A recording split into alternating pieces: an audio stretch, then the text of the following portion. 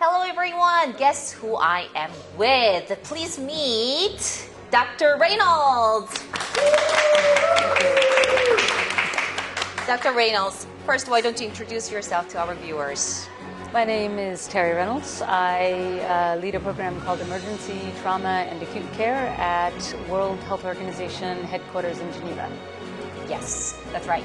And you know what? Dr. Reynolds is one of the most popular person of the session, especially during the keynote speech. Everybody was talking about it and they were so impressed after they came out and they were talking, Teri. Okay, what was it so great about? I really wonder, what did you talk in there? So first of all, let me be clear. I didn't think it was particularly great. But no, there's a lot of excitement right now, but it has nothing to do with me. It is the fact that the World Health Assembly recently, at the end of May, has passed a resolution on emergency care systems for universal health coverage. Oh. So there's an enormous amount of excitement, and the leadership of that is not WHO. The leadership of that is the member states, the countries, and in particular Ethiopia and Eswatini drove this resolution. But over 30 countries formally co-sponsored it, and then 20 others spoke up from the floor at World Health Assembly in support. So I think there's a lot of excitement behind that. It provides a sort of global mandate from the world's largest health policy body. And emergency care is often a neglected area in international agendas and funding agendas and in foundation agendas. And so this is a very big deal for us, more so than it might be for some other specialty. I see. So. But you know what? Actually, Carol from ICEM, she mentioned about Teri again. So what's up with I feel that? the same way about Carol. So that's good. Yeah. Okay, but I would like to hear why she actually came up with Teri. And she told me that I should hear something from you. And I don't know, some linkage there?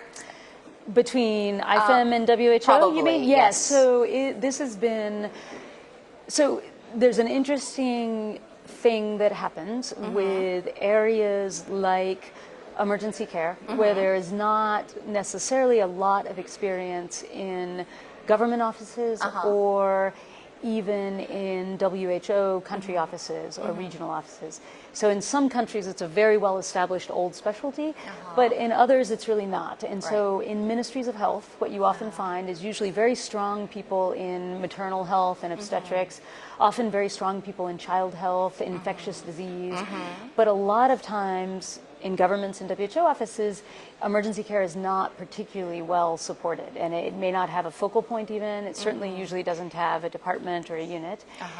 And so because of that, professional societies have a really important role to play. And you know, that's always true, but it's a bit different in an area like obstetrics. So here in many countries, it's really the professional society that is the entire body of knowledge and expertise around emergency care. So ICEM has really embraced this role, and that's been fantastic in terms of playing the role of disseminating information to all of the constituent societies, and also coordinating those efforts so that it's easier for every single national society to do its job. And so Carol and I have been brainstorming and talking about this a lot for years, but one of the things in particular that was convened at this meeting is a specific task team to work on implementation of WHO products. So now that is an official ICEM task team. And that's ICEM's, you know, that's completely independent of me, and it's just a fantastic amplifier for us. And you know, WHO provides a lot of technical guidance and normative guidance, but isn't primarily going to be the implementer around the world. And so that's the impact of this ICEM task team, and the members from all the regions and all the countries is going to be an extraordinary force for getting this information out there. I see. What about is there anything that could be linked to KSEM instead? Well, of course. So, or what do you think about KSEM? It is their 30th year of celebrating. So KSEM is in a really interesting position because many of the system, the emergency care system in Korea is definitely not the target audience for some of the products, right? Because it's a very advanced system. But in particular, Korea has taken a really leading role as a regional, I would say, lead, but it's actually much more so than that. I mean, there's an extraordinary footprint of emergency care system development in Africa. And so Korea has really taken on as part of its national identity around emergency care to build systems in other countries as well. I see. So that is a really important aspect of it. But then the other thing is some of the process tools that we use, it's really a philosophy of emergency care that spans completely from the most limited resource setting to the highest resource setting. So some of those process tools are very relevant for KSEM to engage, even for Korea itself, but also nearby regional countries that might be quite advanced. I see. But overall, there's also, Shin and I have worked off and on together for many years, and there's a number of the tools where there has been direct input from KSEM for the technical content of the tools or the review of tools. So in a way, the toolkit itself that now the ICEM group is engaging has already had input. So whether or not KSEM is involved in implementation, which I think and hope they will be, they've actually already made their contribution to the toolkit as it is. So. You are working in WHO Yes. and the headquarters of Geneva. That's right. And the thing is, since you're in WHO, and you probably meet a lot of people related, right? And is there any impressive Korean doctor that you remember or you would like to There mention? is no way that I am going to speak out about a particular doctor. There's Someone? no way you can Okay. ever answer that question without getting in trouble. But I have to say, it has been an enormous pleasure to work with Shin over the years. Oh, I mean, Dr. it's really, Shin.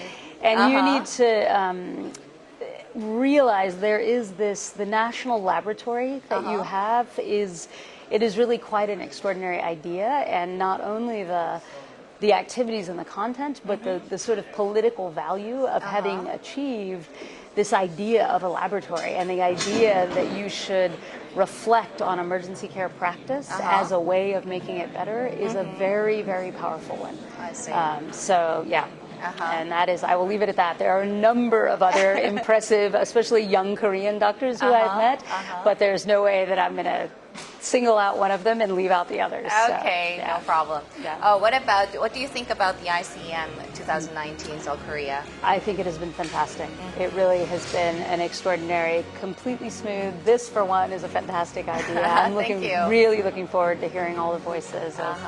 But no, it's been fantastic. It's Is been there really any great. words or last message for our viewers? For your viewers, just really, I could not be happier than looking forward to this, mandate that we have, this new global mandate for sort of coordinated implementation across, basically now, we've all been working together for so many years on all of these things, and now we have a global stage to do that. It's not that it's going to change exactly what we think about what we're doing, but it is certainly going to change the reception of what we're doing. And so I just couldn't be happier to be working with this group of people to move this forward. Right. I hope that WHO and KSEM, as well as ICEM, will be having a lot of collaboration together. That is inevitable. That will Right. absolutely All the happen. CPRs, right. Yeah. Thank you so much for your Thank time. you very much. Uh-huh.